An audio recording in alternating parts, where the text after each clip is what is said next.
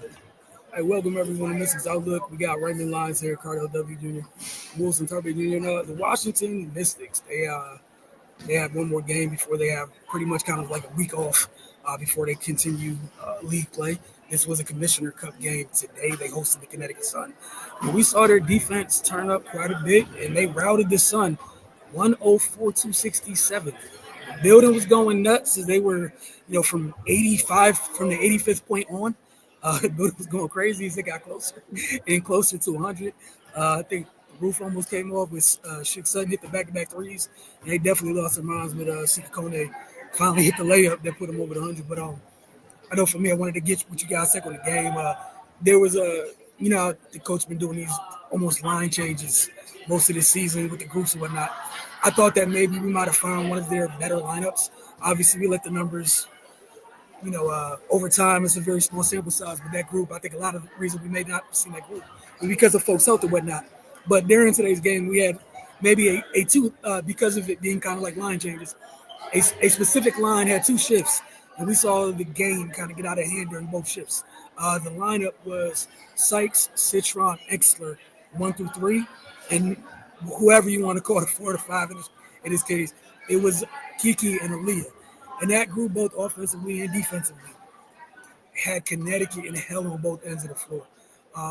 It looked like, we've been talking about the pace that Washington wants to play at, and sometimes the hiccups they have. Where some games they can go quick, some games have been in half court, some games, they got to get late in the shot clock. This one felt like during those two stretches, that group was just good on both ends of the ball. That said, we had a good showing from most of the team. But Ray, we'll start with you and Cardell. Your thoughts on today's game as we saw them put hands on the Sun today, 104-67. Yeah, that's just a good old fashioned passionate ass whooping.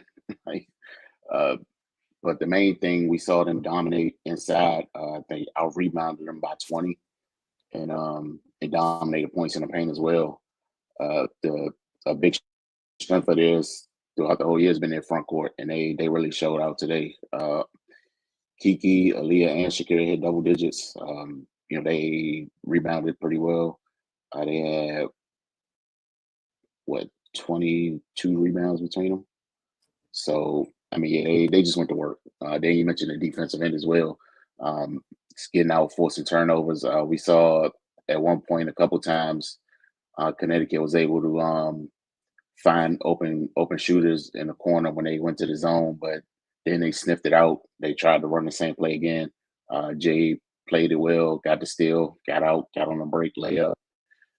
They just overpowered Connecticut. Went to the free throw line 37 times. The bulk of that was Brittany Sykes kind of getting in the lane and doing her thing. But yeah, man, we saw what it looks like when it kind of all comes together for them. Yeah, man, like really not too much to complain about today. The only thing is they missed 11 free throws. They shoot a little bit better for the line. This is a 40+ point win. So yeah, man, I'm sure coach's post game speech isn't too complicated. Because yeah, they went out there and handled business today. Cardell. Yeah, it was a clinic in every facet of the game.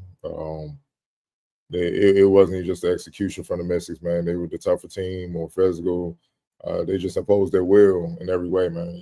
I mean, you get outscored 30 in the paint, like Ray said, and then, the rebounding margin and, the bench points. I was looking at that throughout the game. They scored 43 and Sun 27. Getting to the line as much as they did 37 times, man, which is like they made it. Honestly, the truth is the Sun ain't do nothing right tonight. Let's just call it what it was, and that the Mystics had a lot to do with that. But for me, once the game kind of got out of hand, I was kind of looking at their fourth quarter, how they would execute in the fourth quarter with them being up so big. Because let's be frank, a few of their losses, the fourth quarter were in the fourth quarter winnable games, and then they got sloppy. Stop executing, stop defending, turning the ball over, then the team would just pull away and give them the L.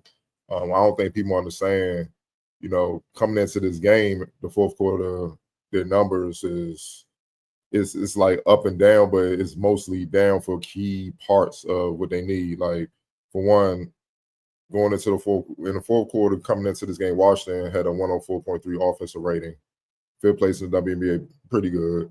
21.3 points per game, second in the WNBA, very good. And they pulled down 9.6 rebounds, second in the WNBA, also very good. But the defensive rating, 101.1, which is eighth in the WNBA. The assist to turnover ratio, 0.94, 11th in the WNBA. And they shoot 40% from the field in the fourth quarter, which is eighth in the WNBA, 32% from three, fifth in the WNBA. And they hit 77% from the free throw line, which is seventh in the league. But the most alarming thing is they only dish out 3 assists in the fourth quarter, 3.4 assists, which is 11th in the WNBA. And lastly, they turn the ball over 3.7 times, which is 8th in the WNBA. We've been talking about the turnovers in the fourth quarter all the time, and the shot selection, and just the execution on both ends, the lack of defense and stuff. Because obviously, what most people may not know is, man, the shots you take dictates your defense. Like if you're taking quick bad shots, it's hard for you to get back on defense as a team, and that's advantage the opposing team. And then that's against good teams. That's when they're gonna get you up out of there. But tonight, I mean, this afternoon, it was the total opposite, man. Like one, they shot 50, they had 58, 66 splits from the field in the 3-point range. The free throws, they were 4 for 9, which was 44%. They got to clean that up. But rebounding, 13 rebounds, 8 assists, the 3 turnovers. Remember I said they only averaged 3 assists in the fourth quarter. They more than double that. So, and their turnovers were still the same, but with the assist flow, it made that obsolete. 26 points. That's even better than their average, man. So you got to look at that and just understand, like in the fourth quarter, they got to kind of maintain that. I don't expect them to score as much or whatnot, or definitely shoot that good, but they got to be more efficient than what they've shown. And then, their offensive rating in the fourth quarter tonight, obviously it was a blowout. It was ridiculous, 137. And then their defensive rating was a 75. So, yeah, like you said, Wilson, they put hands on them. And I understand it was a blowout, so the numbers will look crazy out of this world. But regardless, it was still better. And with them being up, I was going to look to see if they get complacent and just be like, all right, we cool, and just get sloppy with it. And they didn't. They kept their foot on the gas, man, and that's encouraging because that's what they're going to have to do moving forward. Now they know, even though the Connecticut's not that good, regardless, they on the schedule. You got to play the game, so you might as well win it. And if you can put hands on them, put hands on them. Why not? Why dumb yourself down to how they playing? But at the end of the day, you got to maintain this against the better teams in the W, and don't beat yourselves. A few of their losses, yes, they just got outplayed, but more than a few, they beat themselves, and that's what's discouraging about their record, because their record could easily be flipped, and we're not even having this discussion about their fourth quarter woes. Yeah, that's one of the things you and Ray both have been on. It's about had they taken care of business in several of them games, they're a couple games over 500. Because how many times have we got on here after games about they were right in it despite a bad quarter. They were right in it in spite of this, in spite of X. They were, yeah, it's those little things. When you went through those numbers, it makes it even more clear just how, and again, it's cliche, how important the details are, and usually the differences in pro sports between winning and losing. Great win tonight. Obviously, they got some time, keep getting right. Obviously, one of the times they've been like the most healthy this year, which is great because we know they had folks coming back. But it's about continuing this and replicating it. Obviously, not going to beat everybody by 40 every night. That's not happening. That said, you can attack people on the glass with what you have inside, regardless of who you play. Like you have a 3-woman rotation with 2 others. I'm not excluding them. I'm just talking about the 3 who have been like crazy contributors when they're on the court. We've seen them big flashes and whatnot when they've been out there. That's a tough 3 to deal with. So many different lineup combinations you have, etc. It's huge. Doug Dame, I think I saw your comments. We'll get to it in just a second. But for you guys, player of the game. Oh, real quick, I do want to say shout out to JC Sheldon on the Sun. She made the most of her minutes in this one. I thought she did a great job providing them with some other offense outside of Tina and Mabry.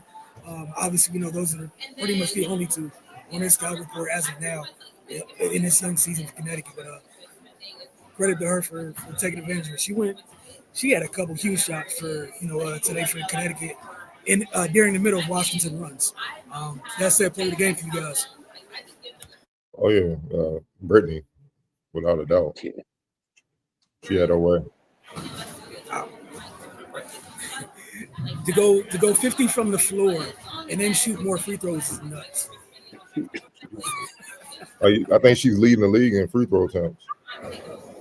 Definitely for the guard. I gotta check to see after today if it's the league period, but definitely for guards, man. Like I said, man, she's she's up there the most explosive guard in the league. Like she's hard to keep in front of you. Mm-hmm. She can handle. She's tough. She can make shots from a variety of ways, man. Like she's getting on the line like SGA, in a lot of ways, man. So she keep converting her free throws and living in the paint. Like I don't need look 50% from three, great, that's great. But her getting in the paint is more important. She does that. She dictates the game a lot more, and that's when you got to collapse. And then that's when the bigs eat easy. And then they get confident, they get in the game, and then they're going to defend harder, and they're going to rebound, set screens better. And that's just how I work with bigs. They get fed a little bit. All right, then everything else falls into place. You don't feed them, all of a sudden the screens ain't what they supposed to be. They're not rebounding the ball. You get blown by, and they ain't rotating over, and you getting cooked, and you just, hey, it all flows together, man. So, man, hell yeah, man. She's playing at an all-star, all WNBA level. Let's just call it what it is. Yeah, we saw that multiple times a night just by her getting a foot or two in the paint. She came to a stop. Aaliyah, Shakira, Kiki. How many times we seen simple passes? Nobody around them, let the end ones because the defense was broken already. X factor for you guys though.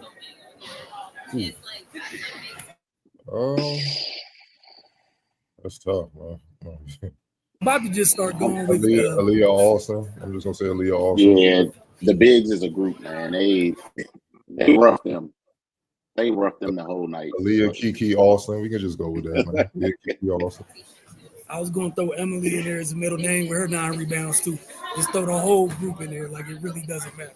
All right, so these comments before we get out of here. Again, appreciate you, Doug Dave. Cardell, I think this is why you were talking. Stuff completely changed my mind. Cardell told me, forget tanking for picks, keep Sykes and fight. Keep Sykes and fight to try to get in the playoffs. I like this group. We have enough to compete with more experience. Man, when you win, everything take care of itself, man. Tanking guarantees nothing. I'm never gonna be for that. That just establishes a losing mentality, losing culture. I'm not with that at all. You work too hard to just come into the season like, hey, just lose. After that, like even if the front office is like, yeah, we're trying to tank, I hear you. And I'm going out on the court, we're gonna win this month. Like they're gonna literally have to sabotage in front of the fans, like pull everybody for us to just purposely lose. But we on the floor, we winning. Because the tanking guarantees nothing, man. And everybody else in the league is seeing that. You know what I mean? They seeing them around. They're not gonna want to come here. Like there's no one wants to go where it's a shit show and it's just losing. That's bad. Like as a professional, you care. Like this your job. Like you want to be the best. So hell yeah, you win. You know what I mean? And the playoffs, yes, is within reach. Like we just said, they could literally be 6-4 right now. And if they 6-4, they tied for third or fourth place right now. Right now, they in 8th place. And they done gave about 2 or 3 games away because of stuff they did in the fourth quarter. So yes, playoffs are within reach, man. If they continue to defend and just don't beat themselves late, man. Just score, man. And understand the Mystics' advantage is inside. You just let Sykes do what she do. Pro, get in the paint, create. Sonya's another addition on the perimeter as a rookie, man, where she's a help. Melbourne, can't forget it. You know what I mean? Like, no, you got pieces that could just fill in the gaps when, Brittany need a breather, Kiki need a breather, something like that. Or if they have an off game, you got players that can step up. But as long as Sykes doing what she's doing, that trio in the front court, Kiki, Shakira, and Aaliyah, they doing what they do. Sonya doing what she's doing as a rookie, man, they got a chance. And you can't forget about, like I said, Melbourne and Inkster, man. They contribute in their own way as well, especially defensively. So, man, they just continue to play as a team and just be stars in their specific roles. Why shouldn't they make the playoffs, man? It's just, I mean, why shouldn't they, man? Like they're 8th right now. The Fever are 4-4.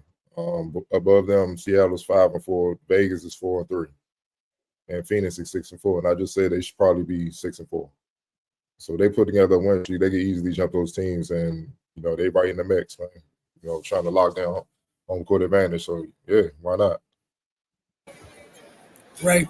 You wanted to add in on this one or no? Yeah, I'm completely with Cardell. Tanking that shouldn't even be language that's used in professional sports. And then specifically with this group, yeah, they're far talented enough to be in the mix of things. Like I think realistically they could even be like 8-2, because I can only really think of 2 games they just weren't in. And that's like best case scenario. But still, those opportunities were right there. But yeah, man, if they just continue to develop and keep growing as they are, they gonna be there when the season ends. And yeah, like Cardell said, man, you can tank all you want, but it's called the lottery for a reason. So you just might as well go and do the job to your best of your ability. And I roll with those odds any day over just some trying to take a chance type stuff. So yeah, man. But yeah, I definitely like this group as well. And they just got to handle business. Man, like you said, that's what makes the lottery, right? Real life people play the lottery. You got some people win, and that was the first ticket they ever bought. Some people bought numerous tickets throughout their entire existence. They still waiting for that dub. Just handle your business. I think another thing to keep in mind is like they got off to a slow start in terms from a health standpoint with their bigs too. I think it's safe to say we don't really have a clear idea of what their best 5 looks like or what have you. It's still working through all that, but like you guys said, we do know what's clear. It's going to be through the inside. It has to be led through Sykes and those 3 folks inside. So you guys really answered both questions. It was that first comment and then thoughts on the playoff push, and then Doug Dame wanted to just say, "Good job, fellas." Appreciate y'all again as always for commenting. Um, but for Cardell Ray and myself, we will see you guys soon from Mystics Outlook. And obviously follow the focus on social media. For anything else we have going on, see y'all soon.